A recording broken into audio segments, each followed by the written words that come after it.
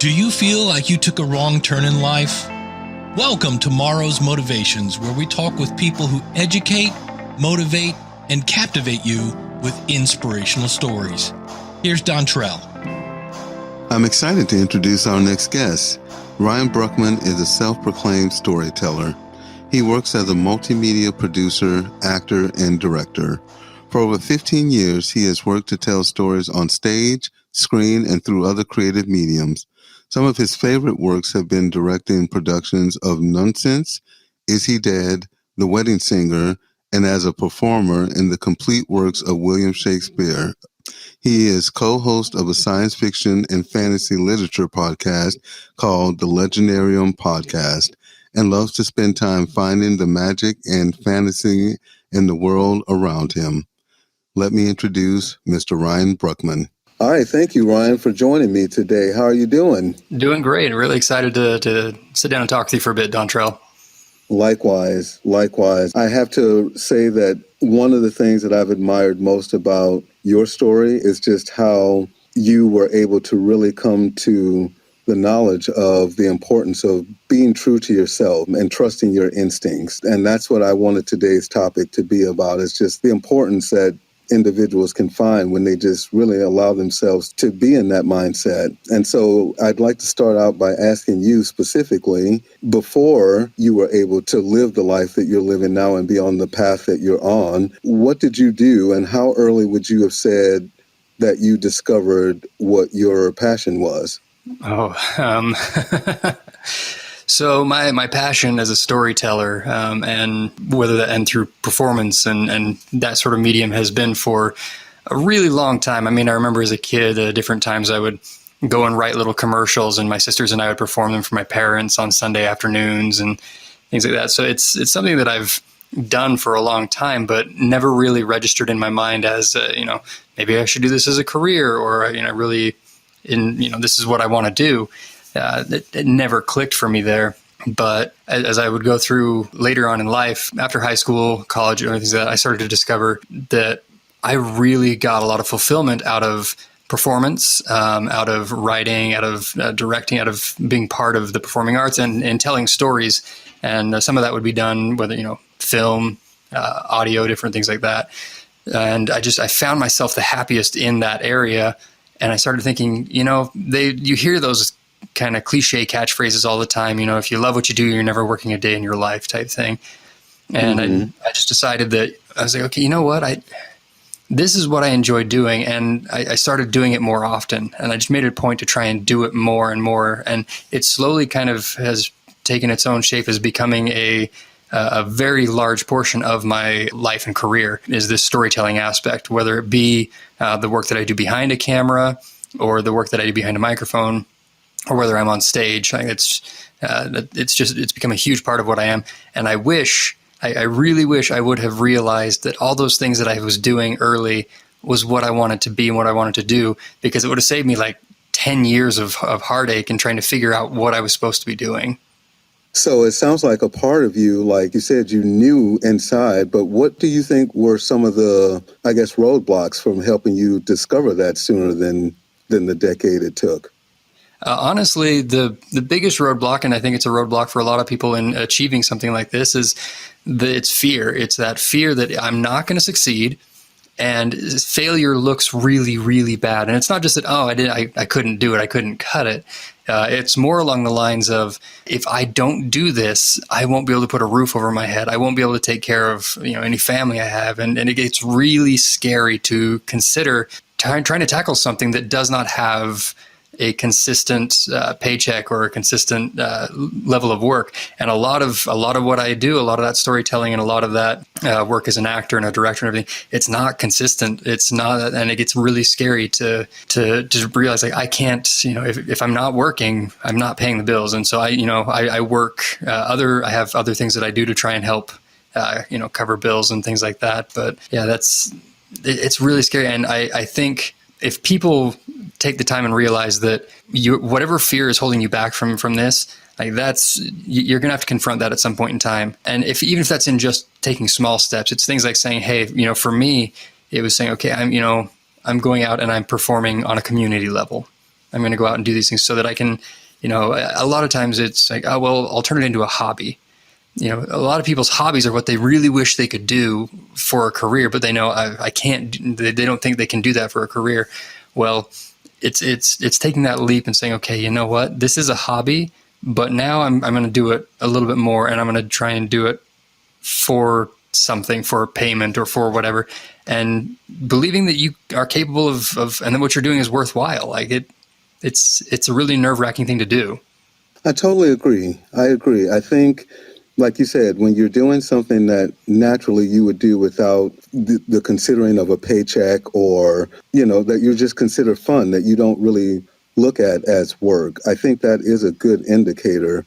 For myself, I can remember, probably 7, 8 years old, whenever those walkie-talkies and things were popular for me. Probably just dated myself, but that's all right. I used to love doing that. I used to love always being on that, and then the talk boy. And I never thought, that it would lead to, having the kind of, opportunities that I've been able to explore now with the growth of technology. Mm-hmm. And, for me, I was always taught growing up, and I'm sure, some people especially can relate, that education was one thing that was always important and taught in the home from high school, and in some cases going into college. But I never had anyone specifically telling me, oh, yeah, you should go and pursue this full time. You should go and look into that. I'm just curious about yourself, knowing that you went to college. Did you ever feel like you had any, teacher, professor, advisor give you support on being able to be true to what you wanted to do, or even helping you find and rediscover what you wanted to do?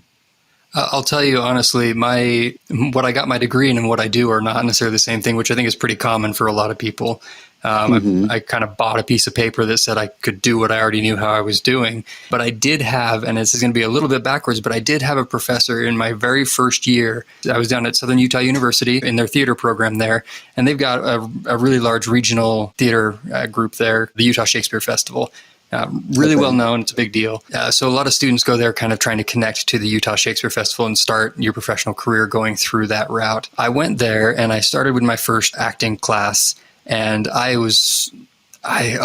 ego could fill a room and then some. No one could be in the room with me at the same time. I got in there, and my professor, I started doing, performing and everything. And performance, it's something that has come, it's not easy to do, but it's something that has come relatively easy for me to be able to perform to a very basic level, I should say. And this professor pulled me aside towards the end of my first semester and said, look, Ryan, you are right now a mediocre actor at best.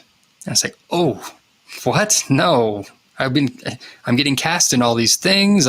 Everyone wants to work with me. What are you talking about? You're clearly crazy. You are a mediocre actor at best right now, but you have the ability. I can see you have the ability to be a phenomenal actor, but you're not putting in the work. You're just riding on what you've got. And it honestly really hurt a lot. And I dismissed it a lot at the beginning as, to kind of put my ego in check.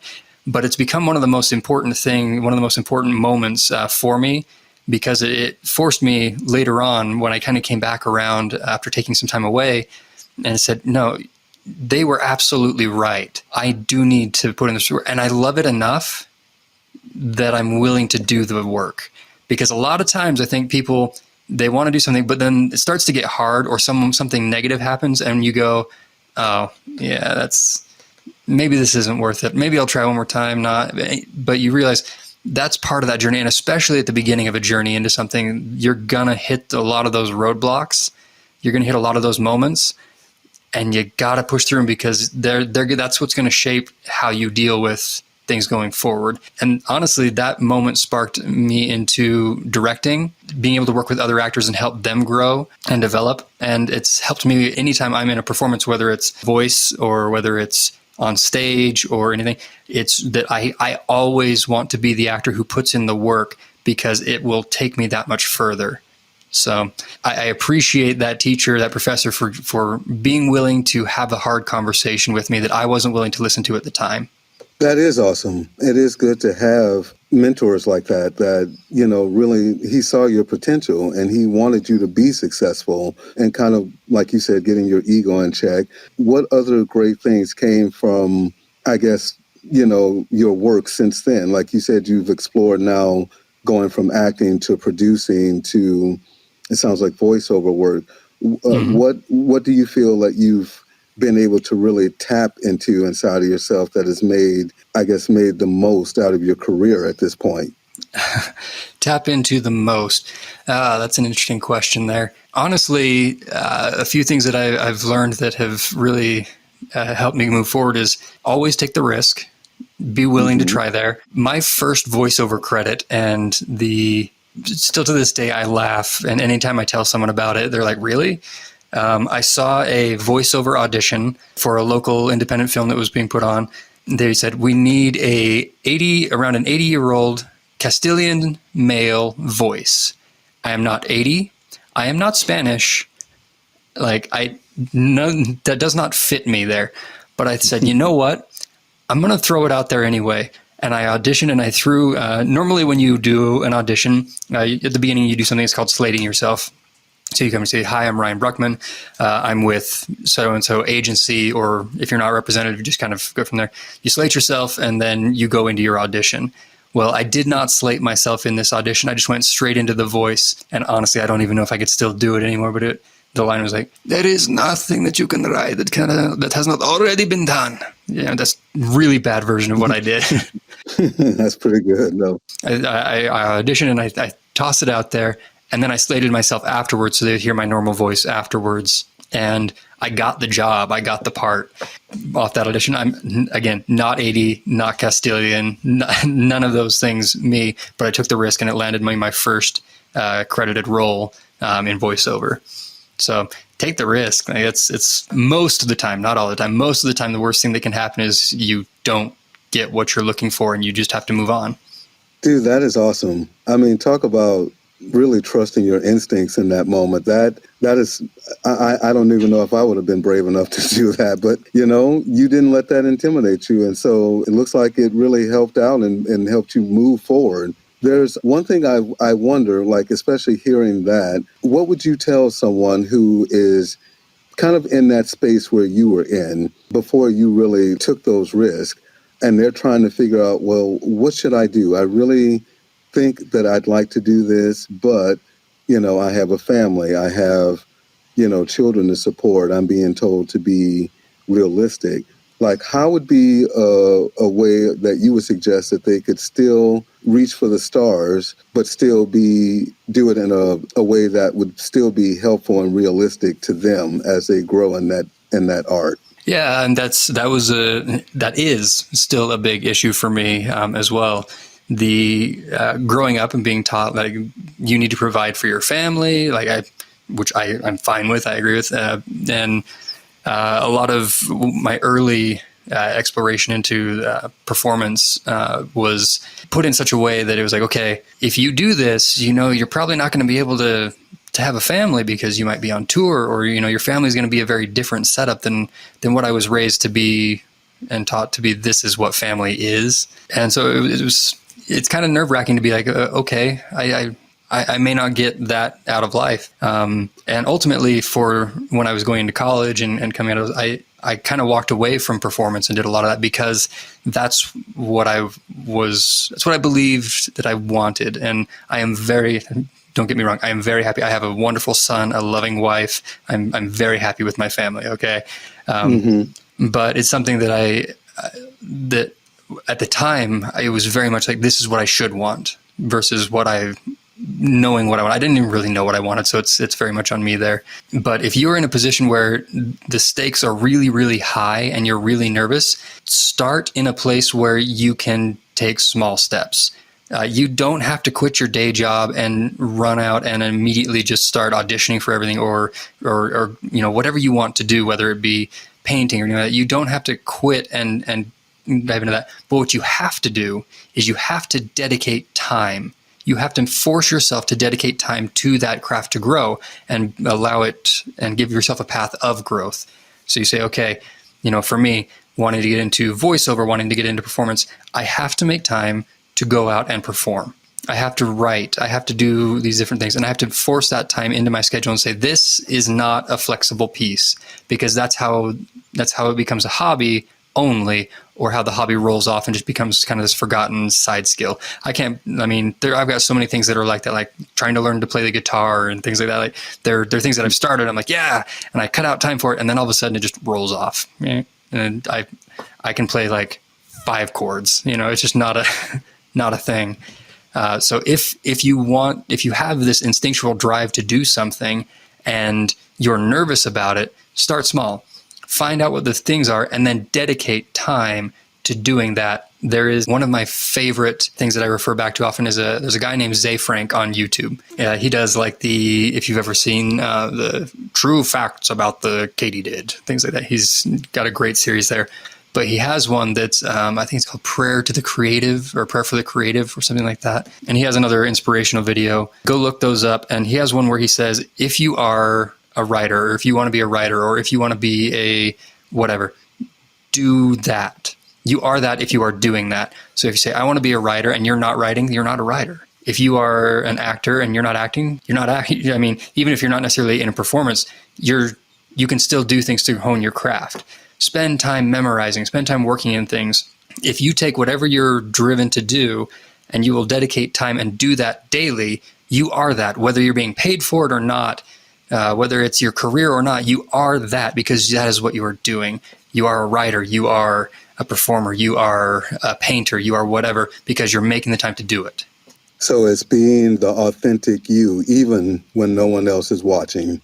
Yeah, absolutely. I mean, this last year or two, I've spent a lot of time, everyone, I don't know, maybe not everyone, but I tend to get caught up on certain philosophical concepts that I really mull over for a long period of time until I've come to how I view these things.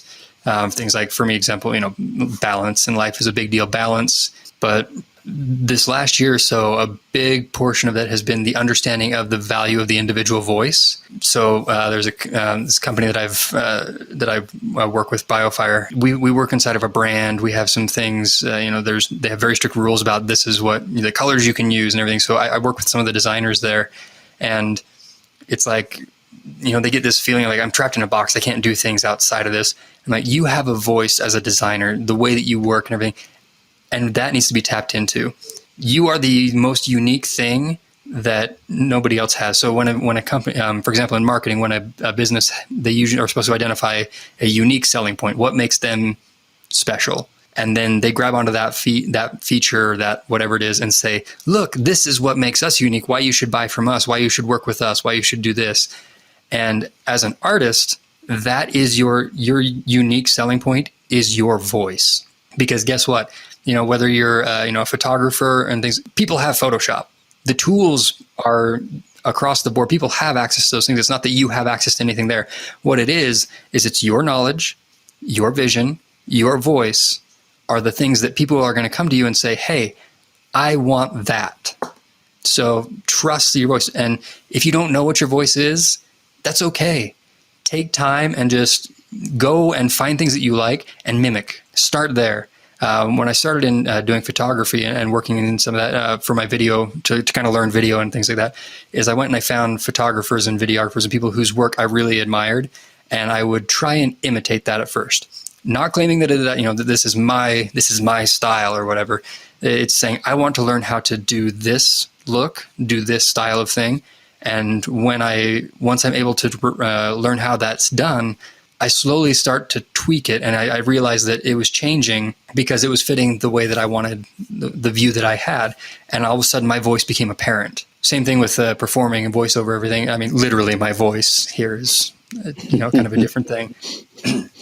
But the idea is that your voice will become manifest, your identity will become manifest as you are working, because you can't be anything other than you and have it ring true. So I love that. This is another question I have just listening to you talk about it, because I can feel the passion you have just as you're, expressing it to me. What would you tell someone who, like you, have very many talents in different areas, but they only feel like they have to just focus on one, that they can only do one. How would they get started into doing the multiple things that they may feel really driven to do, in your opinion?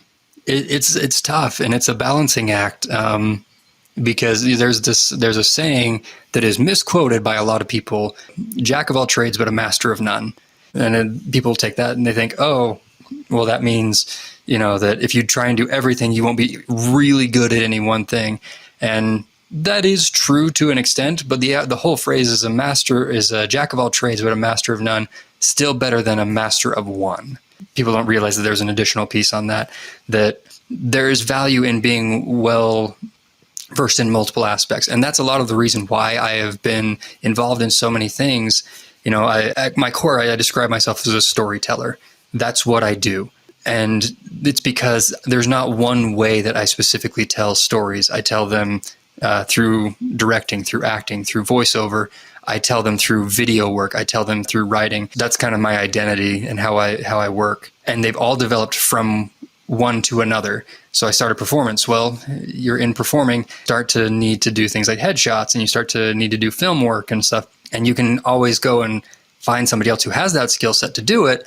Or like me, I tend to be one who wants to know how something works and just see if I can do it myself. So that's what I do, is I learn how to do it. So I went and, bought a camera, and I found a mentor, and I worked on learning photography, and that rolled right into videography, learning because a lot of the principles are the same, in terms of working with light and things like that. And then the aspects of working in the theater, telling the story, acting, performance, those roll into the video work as well, saying, okay, well, I want to make sure that I convey this concept, and I know that these elements will affect that in my video work. So if you have a wide range of things that you want to be a part of and you can't really choose one, that's okay. Follow the path and explore those different aspects, and you'll find that they all connect. If you find one that you absolutely adore, that you love, and that gives you more fulfillment than anything else, spend more time there than you spend in the others. But that doesn't mean ignore them all. There's a famous director, Martin Scorsese, that said that the best directors are those who have worked in the other fields, worked as an actor, worked as a costumer, worked in it, because they know how to have conversations and talk with those people. Same thing in whatever field you're in. If you have that wide variety of interests and skill sets that you want to develop, spend the time in there, because the worst thing that's going to happen is that you are going to be able to speak to the people who specialize in that, and you'll be able to speak and speak their language well. You don't have to be the best there, but you'll at least be able to converse with those who are. I am not the strongest designer. I'm not the strongest filmmaker. I'm not those things. But when I work with people who are stronger and who are better at that, I can carry myself and have that conversation with them to get what I need, because I do know it, without just being like, if you've ever done something where someone's been like, hey, can you do this I have no idea. I have no idea how to do this. Can you just do this for me? It's really hard to get them what they want, because you can't converse very well about it. You'll be at least able to speak the language. So explore it. But again, if you find one aspect that really stands out, dedicate most of your time to that. Ryan, what would you personally say is your one thing that you really are the most passionate about? Out of all of those talents you mentioned you had, what would you say is your one? I knew that was coming the moment I said it. I was like, oh, he's going to ask me what my one is, what my one Just thing curious. is. It's tough. Performance for me, it's kind of a cheating answer, but performance for me has been the one thing. I love directing. I've come to really love directing, and I treat that as part of performance. But if you wanted to be like, hey, do you like stage acting? Do you like voiceover? Do you like whatever? What do you like most? Honestly, I have a really hard time picking one, because there are things about each one that I love. So performance as a whole is what I love the most. And like I said, I'm a storyteller. If I'm telling a story, I'm happy, I'm fulfilled, whether that be in a still image, whether that be moving. That's my thing. Am I telling a story? So would you say that that's what surprised you most about what you were good at versus when you started? I don't know about surprising. I think it's more along the feelings of, why did it take me so long to understand this concept? because it's very obvious. Like as soon as it clicks and you look at it, how obvious is this? It's one of those things I wish I had understood better. It didn't surprise me as soon as I realized it, which sounds kind of weird. No, that makes sense. It makes sense. I just wondered, sometimes you can surprise yourself just with, you knew you were a storyteller, but then you said, man, I love directing. I see I'm so talented and I'm so well-versed, at least in being able to match Thank you. that. That's exactly what I tell myself every morning.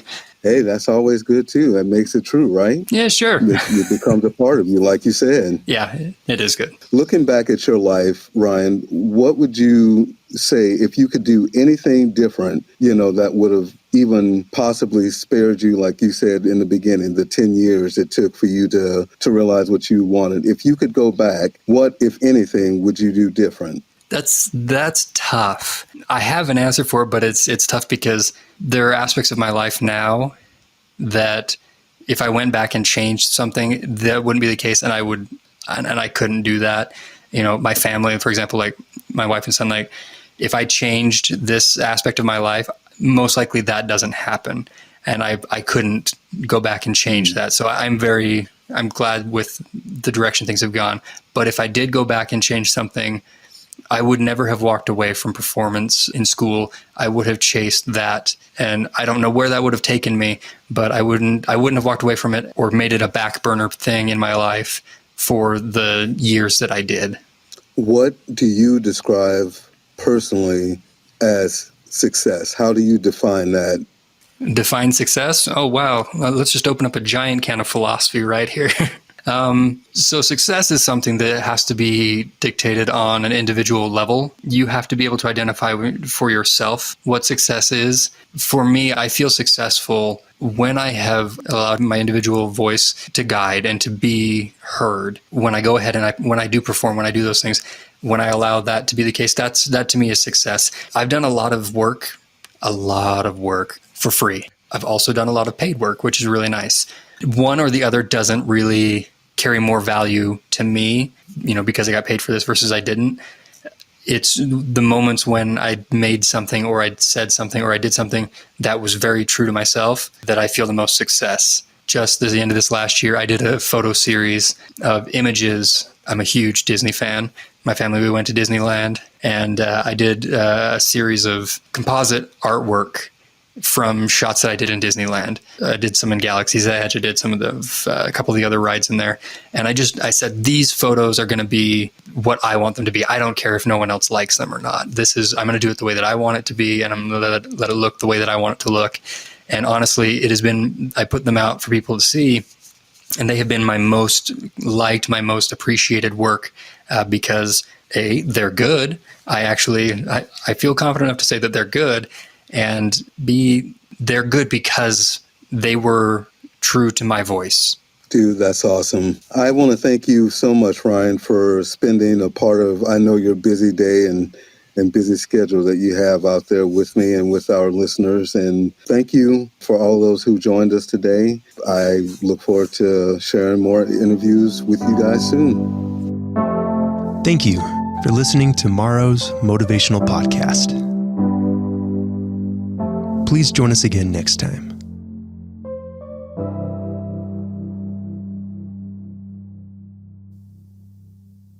Wow, something is really different on the growler. Really different on the growler. Really different on the growler. Really different on the growler.